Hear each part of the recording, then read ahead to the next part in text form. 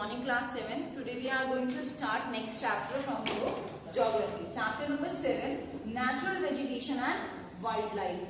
बेटा जी आज हम पढ़ेंगे वेजिटेशन के बारे में और वाइल्ड लाइफ के बारे में कि क्या क्या होते हैं। चलो थोड़ा सा पहले ना ब्रीफ में समझते हैं कि नेचुरल वेजिटेशन क्या है। बेसिकली जो भी चीज प्लांटेशन से रिलेटेड है, प्लांट से, फॉरेस्ट, ग्रास लैंड, स्कर्ब, इनसे रिलेटेड है, that are come under natural vegetation. और दूसरा हमें क्या देखना है, वाइल्ड लाइफ, यानी कि हमें एनिमल्स के बारे में पढ़ना है। चलिए बुक से स्टार्ट करते हैं। It is on page number 142. See the first paragraph. Natural vegetation refers to all plants and plant life that is developed in an environment untouched by humans. वो कह रहा है नेचुरल वेजिटेशंस में वो plants आते हैं, वो फॉरेस्ट आते हैं जो अनटच्ड है। किससे अनटच्ड है? ह्यूमन बीइंग से। मतलब बेसिकली उसमें ह्यूमन बीइंग का कोई रोल नहीं होता है, वो अपने आप ही टेम्परेचर और क्लाइमेट के अकॉर्डिंग क्या करते हैं, ग्रो करते हैं। Therefore, it is closely corresponds to the prevailing condition of the soil climate. Plants also need air, light, sunlight, nutrition for their growth, but moisture and temperature are the two most important limiting factor. वो क्या कह रहा है कि एक plant को grow करने के लिए सॉइल चाहिए, न्यूट्रिशन चाहिए, वाटर चाहिए, सनलाइट चाहिए, लेकिन उसके अलावा भी दो इम्पोर्टेंट फैक्टर ऐसे हैं जो बहुत ज्यादा इम्पोर्टेंट है। अब वो दो इम्पोर्टेंट फैक्टर क्या है? That is moisture and temperature. Babu moisture और टेम्परेचर बहुत इंपॉर्टेंट रोल प्ले करता है। इसका एक छोटा सा एग्जांपल समझते हैं।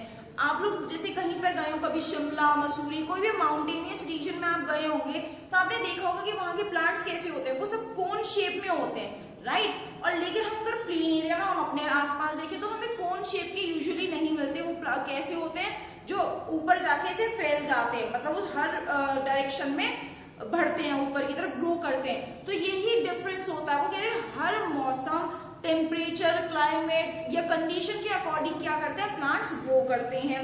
Since these factors are vary from place to place, they are found in the various type of natural vegetation on the surface of the earth. वो कह रहा है प्लेस टू प्लेस सारी चीजें डिफर करती हैं और वो कंडीशंस, फैक्टर्स भी अलग होते हैं। चलिए अब हमें देखना है नेचुरल वेजिटेशन को जनरली हमने 3 पार्ट्स में कैटेगराइज किया है। फर्स्ट है फॉरेस्ट। अब फॉरेस्ट क्या है? Forest which grow where temperature and rainfall are plenty to support tree cover. वो कह रहा है फॉरेस्ट वहां पे होता है जहां पे बारिश भी अच्छी हो रही है, टेम्परेचर भी बहुत अच्छा, उसी क्लाइमेट में आपकी फॉरेस्ट हो सकते हैं। सेकेंड उन्होंने कहा है ग्रासलैंड। ग्रासलैंड को कहा है which are found in the region of a moderate rainfall. आपके ग्रासलैंड कहाँ पर मिलेंगे? जहां पे रेनफॉल मॉडरेट हो। मॉडरेट का मतलब क्या है? मीडियम हो, ना कम ना ज्यादा। एंड लास्ट इज श्रब्स और you can say scrubs.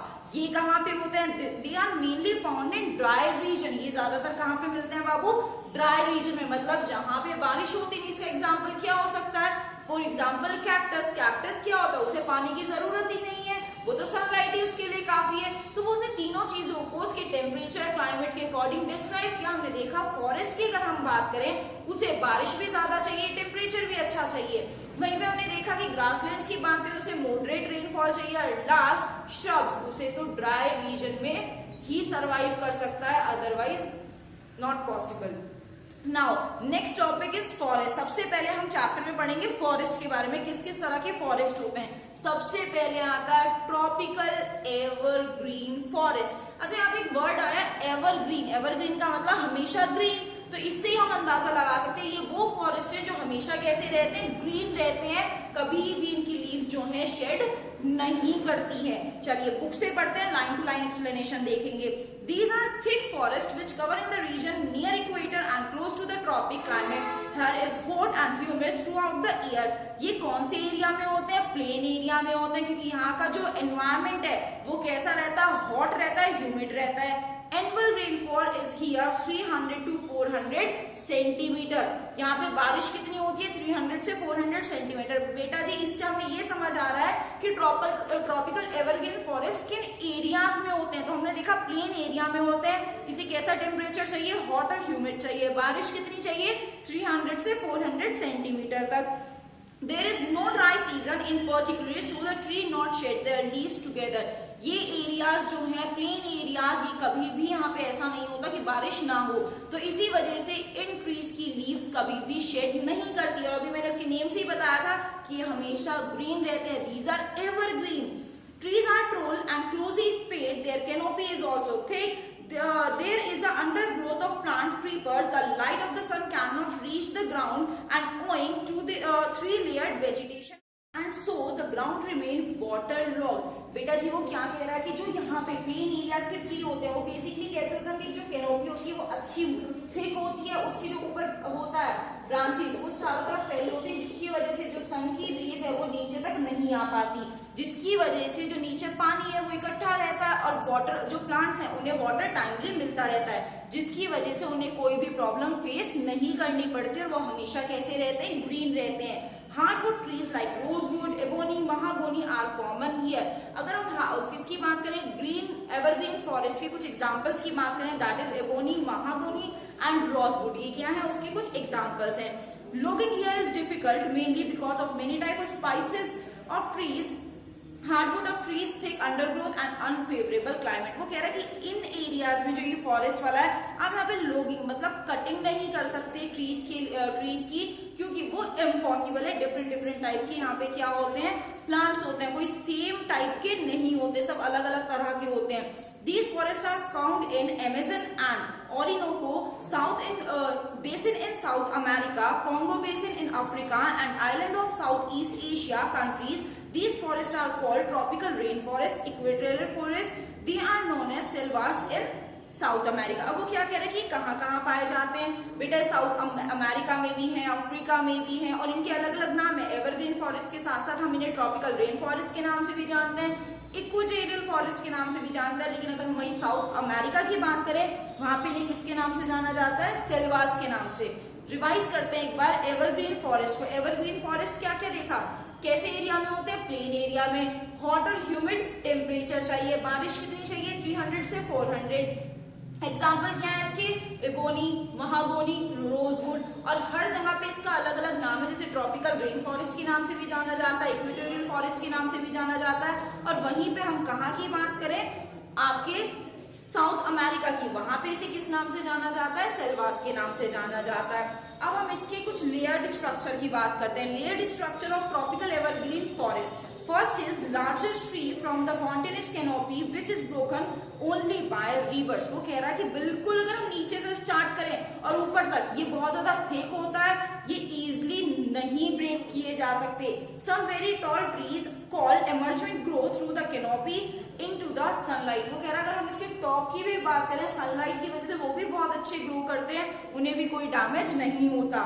Below these in present shrubs layer consisting herbs, creeper and climbers।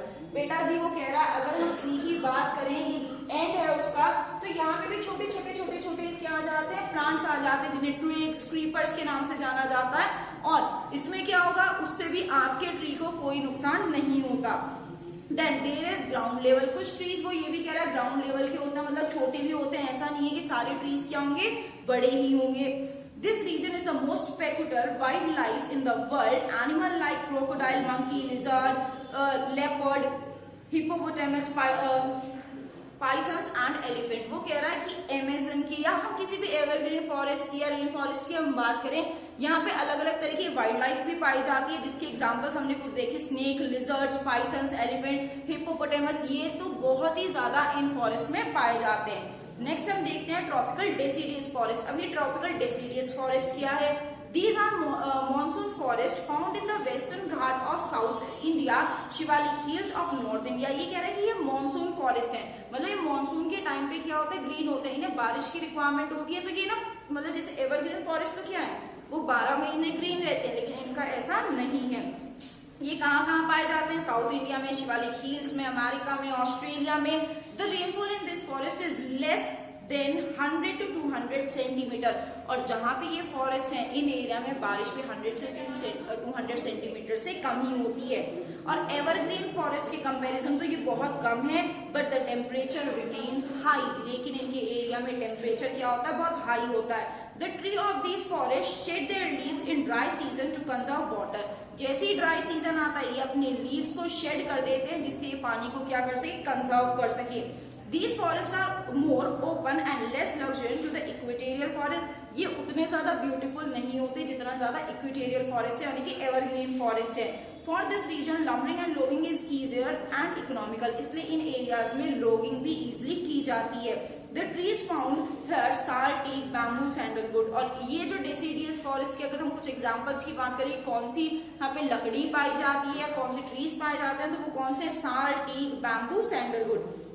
Their hardwood is mostly used for making furniture, transport and construction material. वो कह रहा है कि इसकी जो लकड़ी है मोस्टली फर्नीचर्स बनाने के लिए यूज की जाती है। अब हम देखते हैं कि यहाँ पे वाइल्ड लाइफ में कौन कौन से एनिमल पाए जाते हैं। तो बेटा यहाँ पे tiger, lion, elephant, golden langurs and monkeys, ये सब यहीं पर मिलते हैं। बेटा जी आज हम यहीं तक कर रहे हैं, कल हम चैप्टर आगे बाद में कंटिन्यू करेंगे। आप यहाँ तक अच्छे से रीड करोगे और रीड करने के बाद कोई प्रॉब्लम है, you can ask me on my WhatsApp number. Thank you so much बेटा।